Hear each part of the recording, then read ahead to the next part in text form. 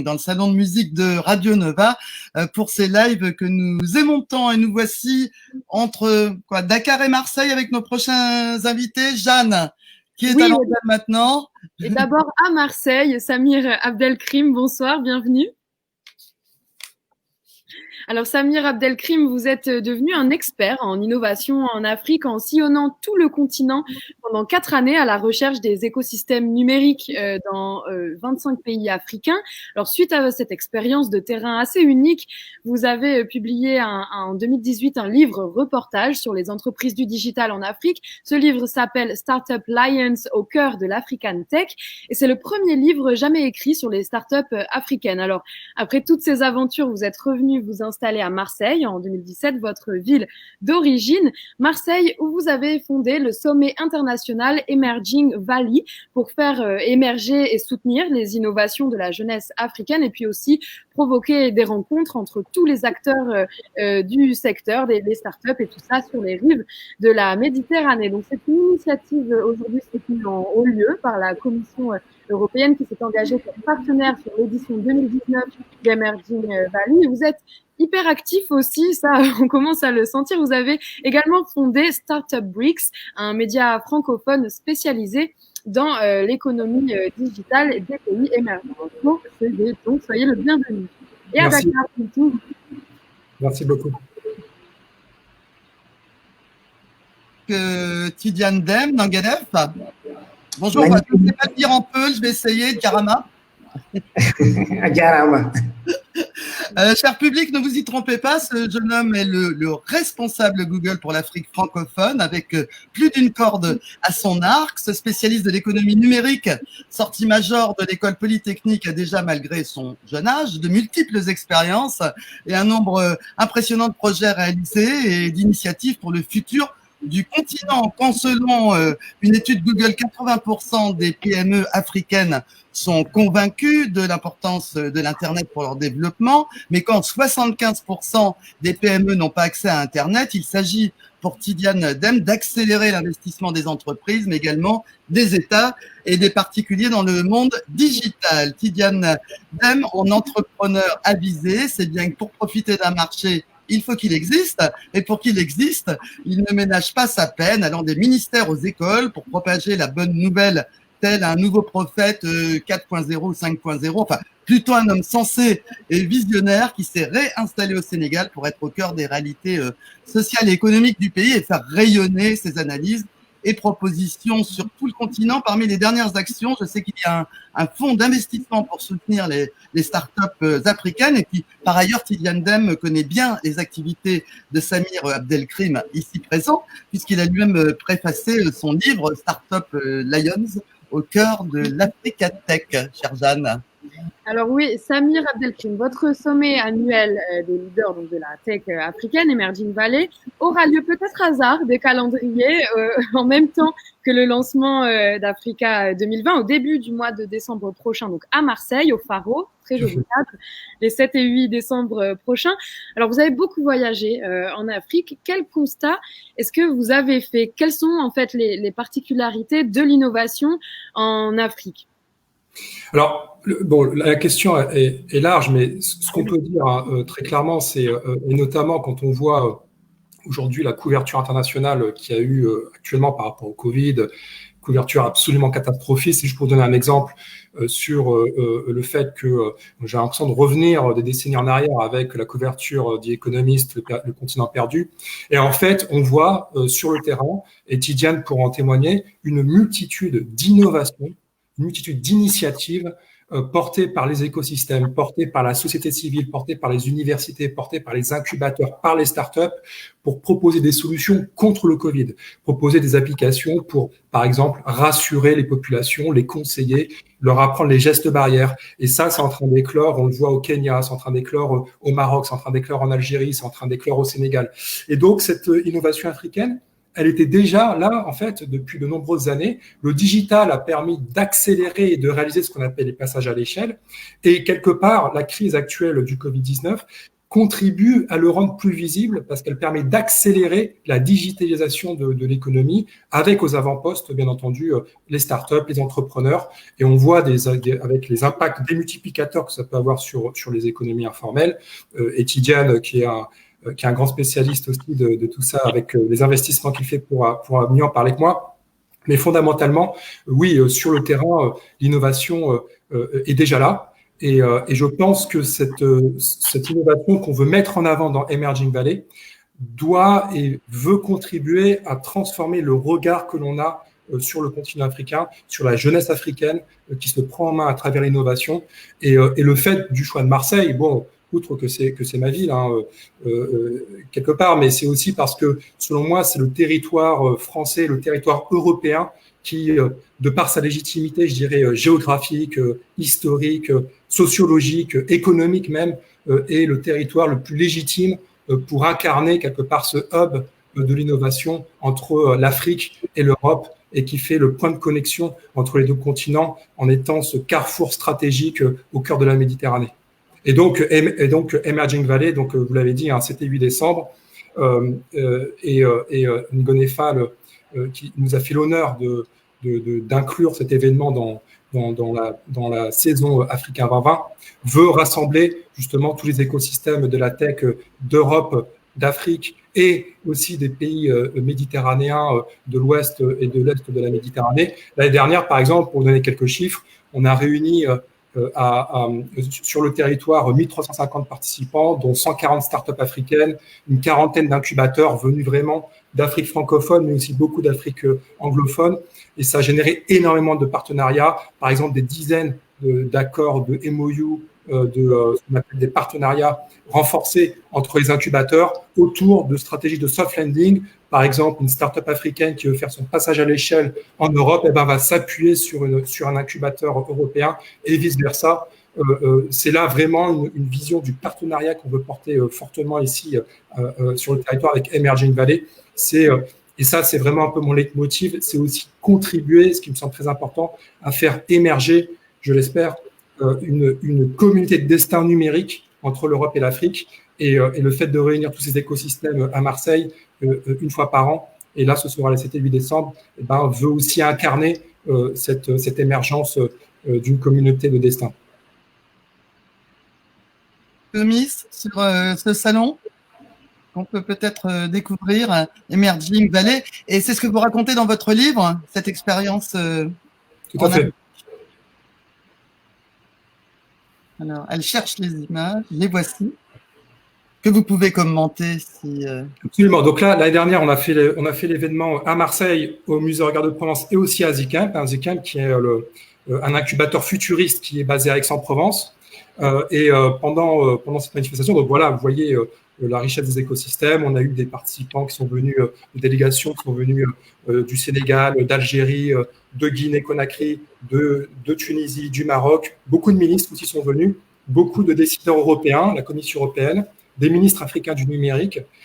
Et l'idée, et aussi le fait qu'on a voulu décloisonner les écosystèmes. Par exemple, on a fait un partenariat avec le Next Einstein Forum, qui est le réseau scientifique de référence africain qui est basé à Kigali, au Rwanda. Et on a fait, par exemple, travailler les acteurs du territoire de la science, mais aussi les instituts, je dirais, nationaux comme l'Institut de recherche pour le développement, avec le Next Einstein Forum, l'AFD aussi, pour comment mieux collaborer sur les sujets d'innovation en impliquant davantage le monde de la science. Vous savez que les scientifiques ont la data, mais ne sont pas très entrepreneurs. Les entrepreneurs savent pivoter, sont agiles, mais n'ont pas la data, ou très peu. Et l'idée, c'est comment est-ce qu'on peut mieux les faire travailler ensemble. Chacun a des plus, chacun a des moins. On peut les assembler, on peut imaginer des complémentarités. Et donc, cet événement aussi a permis d'aider à décloisonner quelque part ce monde de la science africaine, de la recherche africaine, pour mieux faire alliance avec les entrepreneurs, les startups sur le terrain, dont l'objectif est de résoudre des problèmes fondamentaux. Les problèmes fondamentaux, ce sont les problèmes en partie régaliens qui ne sont pas suffisamment couverts par les États du fait de leur faiblesse budgétaire, du fait qu'il y a beaucoup d'États qui ont des difficultés structurelles en termes de services publics. Par exemple, Service public, justement, je me demandais. Tidiane, qui vit au Sénégal, Samir Abdelkrim parlait de problèmes fondamentaux, ce sont lesquels et qui pourraient être résolus par, justement, l'économie numérique. Merci. Alors, je répète à l'envi et peut-être ad nauseam que ce qui me donne envie toujours de travailler dans les écosystèmes numériques africains, c'est cette propension que les entrepreneurs ont à essayer d'utiliser la technologie et l'innovation pour attaquer des problèmes fondamentaux. Et il y a, le continent de ce point de vue-là est un vrai laboratoire, il y a une abondance de problèmes fondamentaux à résoudre. Cela va de l'accès aux services financiers, aux problèmes de commerce simple, à la logistique et à tout ça. Et de se mettre au service de la population. Pardon, je n'ai pas bien compris. C'est-à-dire de se mettre au service, en fait, des besoins les plus quotidiens et Absolument. Aujourd'hui, je taquine souvent mes amis en Europe et aux US en leur disant, vous pouvez probablement créer une start-up qui améliore un peu le confort quotidien dans les marchés européens ou américains. Vous allez créer une start-up qui change fondamentalement la vie des gens pour lesquels vous travaillez en Afrique. L'énergie, par exemple, aujourd'hui, le continent africain est le continent le plus vert. C'est là où il y a le plus de déploiement de panneaux solaires. Et c'est quelque chose qui existe grâce à des mécanismes de distribution d'énergie basés sur les réseaux mobiles pour les paiements et des mécanismes très innovants de financement de l'accès aux panneaux solaires.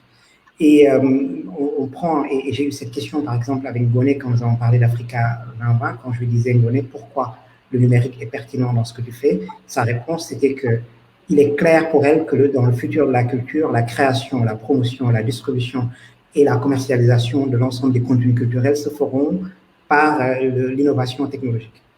Et donc, c'est un des aspects fondamentaux dont on parle ici. Et mon propre angle était de me dire que nous voyons émerger une population jeune qui s'approprie ces outils-là à une vitesse complètement au-delà de toutes nos attentes. Je ne peux que le dire comme ça. Nous avons été, par exemple, à Google, souvent très surpris par la vitesse d'adoption de l'Internet, des smartphones sur le continent. Nous avons parmi ces jeunes des gens qui se sont formés souvent tout seuls d'ailleurs, mais des gens très compétents et entrepreneurs qui s'attaquent à ces problèmes-là. Et il y a de plus en plus, avec le travail que font des gens comme Samir, un ensemble de mécanismes de support qui accompagnent cette innovation-là. Et il ne faut pas vous en tromper, hein, le premier travail de Samir, qui a été à l'origine de notre rencontre, ce voyage sur le continent, qui a raconté l'émergence de cet écosystème, était un de ces travaux nécessaires pour le supporter. Et aujourd'hui, nous arrivons à une étape où cet écosystème peut attirer du financement, non pas pour faire de l'impact, mais parce que c'est le meilleur endroit au monde où on peut investir aujourd'hui dans la technologie. Parce que ces entreprises-là vont construire des géants, non pas en Afrique, mais dans les marchés émergents, et vont, pour ceux qui s'y investissent, être des investissements extrêmement profitables. Et c'est toute cette soupe bouillonnante aujourd'hui qui fait qu'on est, je ne dirais jamais assez, hyper excité d'être sur ce terrain-là et de faire partie de cette histoire qui se dessine. Et comment ça se passe dans les zones rurales? Parce que le développement du numérique, non, il est plus dans les grandes villes, enfin dans les zones urbaines. C'est toujours, je reviens à l'innovation, par exemple, à quelle innovation avez-vous peut-être participé ou, Je reviens toujours à cette propension qu'ont les Africains à surprendre par l'adoption des technologies. Vous irez dans mon village, dont j'ai beaucoup parlé, au milieu du Sénégal, à 5 heures de route de Dakar, pas connecté à l'électricité, et vous trouverez tous les jeunes du village avec leur téléphone portable, leur smartphone à la main, des écouteurs Bluetooth à l'oreille, pendant qu'ils travaillent dans les champs. Il n'y a pas finalement de cette limite entre ce qui est technologique et ce qui est rural. Il y a une sorte de pénétration de la technologie dans tous les aspects de la vie. Au milieu de ces villages-là, on paye par des réseaux mobile money. On utilise des smartphones, donc la technologie y est. La question récurrente, c'est la participation à l'activité économique qu'on peut avoir en milieu rural. Et même sur cet aspect-là, je pense que, et j'aime bien donner des exemples concrets quand on parle de ces choses-là. Vous irez, par exemple, aujourd'hui au Ghana, vous rencontrez une start-up qui s'appelle Tracto qui permet de louer des tracteurs, c'est le Uber des tracteurs, qui permet aux paysans d'avoir accès aux tracteurs quand ils en ont besoin. Vous irez au Kenya, vous rencontrerez Twiga Foods, qui est une start-up qui a digitalisé complètement la filière de distribution des produits fruitiers au Kenya et qui permet de lever cette contradiction qui est que la banane cultivée au Kenya coûtait plus cher à Nairobi qu'avant. Ces start-up-là sont au cœur de ces économies rurales et des économies informelles. C'est cette autre grande partie de l'économie africaine très sous-estimée. La petite boutique où on achète les biens de consommation au détail dans les rues de Lagos ou de Dakar ou d'Abidjan. Et ces secteurs-là aussi ne sont pas en train de devenir des secteurs formels, mais ils sont en train de se digitaliser. Les boutiquiers commandent leur stock sur des applis, suivent leur livraison sur leur smartphone. Cette digitalisation-là est donc très pervasive. On sait qu'on saute une étape. Ah oui. Les secteurs ne sont pas de l'informel, ne sont pas en train de devenir formels, mais ils se digitalisent. Absolument. Et c'est magnifique à regarder. Et je pense que Samir, encore une fois, quand je me souviens encore de nos premières rencontres à Dakar, Samir a voyagé sur le terrain. Et pour vous le raconter avec sa très belle plume, ce sont des innovations qu'on voit dans la rue et qui, quand on prend un petit pas extérieur, choquent par la distance culturelle qu'elle traverse, mais en même temps sont très logiques par leur application immédiate dans le quotidien. Alors justement, Samir, dans Startup Alliance, vous racontez comment les dynamiques sont différentes entre les innovations et les startups du continent africain et ce qui peut se passer ici. C'est-à-dire que sur le continent africain, ça peut être une dynamique, disons, d'abord d'un marché informel, des petites startups qui finissent par inspirer notamment le soutien derrière des institutions, et qu'à l'inverse, ici, c'est plutôt les institutions qui vont doter les acteurs économiques pour créer des innovations et pour être actif dans la start-up. Ça, c'est quelque chose de très fort que vous aviez remarqué sur le terrain. Tout à fait. Alors effectivement, il y a ce que disait à l'instant mon grand frère Tidiane est complètement vrai, c'est-à-dire que on voit que sur le terrain et par exemple, je me souviens parfaitement de notre première rencontre en 2013. Tu étais encore à Google à l'époque, à Dakar. Tu donnais une masterclass à Synapse et à cette époque-là, on commençait à avoir Synapse, qui est un incubateur à Dakar, et on commençait à voir effectivement ce bouillonnement se cristalliser, se matérialiser. Et ce qui caractérise les écosystèmes africains, qui sont à l'antipode du modèle de la Californie, de la Silicon Valley californienne, et quelque part l'histoire secrète de la Silicon Valley, c'est que c'est le régalien, c'est la puissance publique, c'est même le complexe militaro-industriel qui a créé l'écosystème là-bas à travers les financements publics, des budgets militaires, la recherche et développement avec les universités. C'est ça qui a donné naissance à la Silicon Valley. En Afrique, sur le terrain, ce sont souvent, et la plupart du temps, les entrepreneurs eux-mêmes qui créent leurs propres écosystèmes. À Lagos, par exemple, on a vu un très beau reportage sur Lagos, là, un très beau clip. À Lagos, c'est une poignée d'entrepreneurs en 2010-2011 qui ont créé de leurs mains un hackathon, un incubateur qui a ensuite donné naissance à un des écosystèmes les plus importants du continent africain qui pèse plus de 2 milliards de dollars. Selon un dernier rapport fait par Startup Genome. Et c'est là aujourd'hui que se font les plus grosses levées de fonds, notamment dans les fintech. Si on prend l'exemple, par exemple, du Kenya, dont on parle souvent, le Kenya, aujourd'hui, on parle beaucoup de fintech, de mobile money. Je sais que la thèse d'investissement de Tidiane avec Partech, c'est souvent la fintech. Ce qu'on oublie souvent de dire, et ça, j'ai étudié dans mon livre, parce que j'ai vraiment parlé avec les tout premiers consultants qui ont vu M-Pesa apparaître à partir de 2004-2005, ils ont vu que ce sont les populations les plus pauvres du Kenya qui ont utilisé la technologie de transfert d'argent pour faire de l'échange de biens entre eux. Et ça, c'était complètement pas commercialisé. C'était pour s'inclure financièrement parce que 99,5% de la population était exclue des circuits bancaires et n'avait pas accès aux banques. Et c'est ensuite, finalement, que les grandes institutions, en l'occurrence, c'était la Banque centrale du Kenya, ça a été les grands opérateurs comme Safaricom, qui est d'ailleurs une filiale d'un grand telco anglais, qui a ensuite fait le go-to-market en s'inspirant de cette innovation que je théorise dans mon livre comme étant l'innovation organique, qui vient du terrain, qui reflète les problèmes du terrain pour ensuite en faire un produit commercial dont le succès a été fulgurant et toujours fulgurant. On estime grosso modo que l'équivalent de 40% du PIB du Kenya est processé par le mobile money. Et aujourd'hui, le mobile money est devenu un geste barrière à part entière pendant cette crise du Covid, parce que le président du Kenya a décidé, lorsqu'il a décrété l'état d'urgence en mars dernier, de se débarrasser du cash, parce que l'argent physique, d'après l'OMS, facilite la transmission du virus, pour basculer directement sur le cashless, donc le transfert, le paiement par mobile, et donc la Banque centrale a suivi. Et il y a une généralisation du cashless, ça a pris 48 heures. En France, lorsque on essaye de lancer des produits fintech avec les opérateurs télécoms, ça ne prend pas vraiment cette proportion-là, quoi. Donc c'est clair qu'il y a un coup d'avance, et on peut dire, je pense que quelque part cette crise aujourd'hui peut, bien entendu, va avoir un impact très fort sur les économies, va faire plonger les économies et va faire souffrir.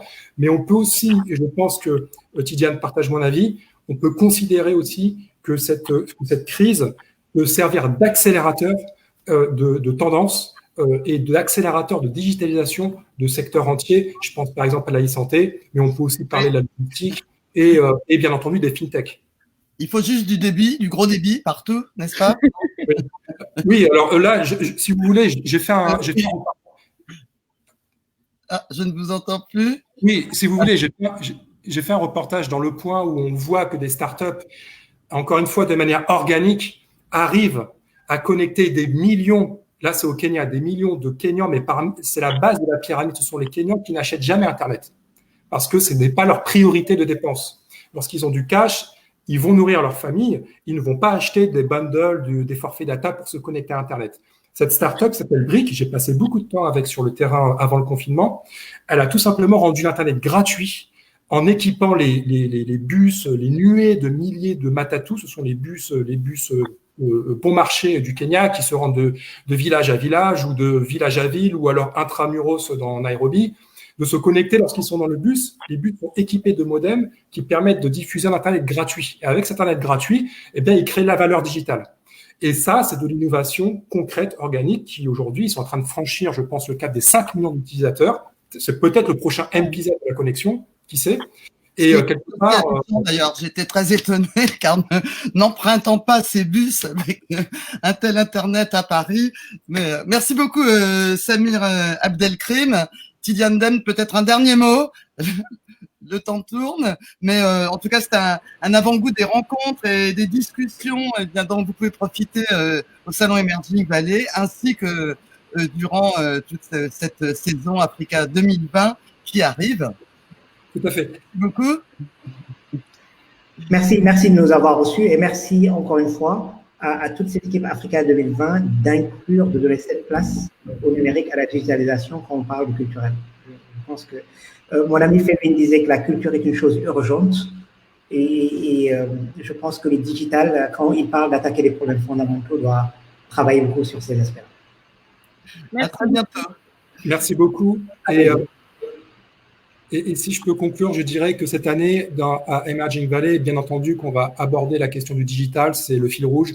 La question des industries créatives et culturelles, notamment avec la saison Africa 2020, que je remercie à nouveau. Et la question de la résilience territoriale, la résilience de nos territoires. Comment est-ce que la ville aussi peut servir de protection pour les populations et comment est-ce qu'on peut s'inspirer d'une rive à l'autre de la Méditerranée, de bonnes pratiques. Et bien entendu, la question de la e-santé, qui va être au cœur des échanges cette année à Emerging Valley avec tous nos partenaires d'Afrique, du territoire et d'Europe sur la e-santé. Merci beaucoup.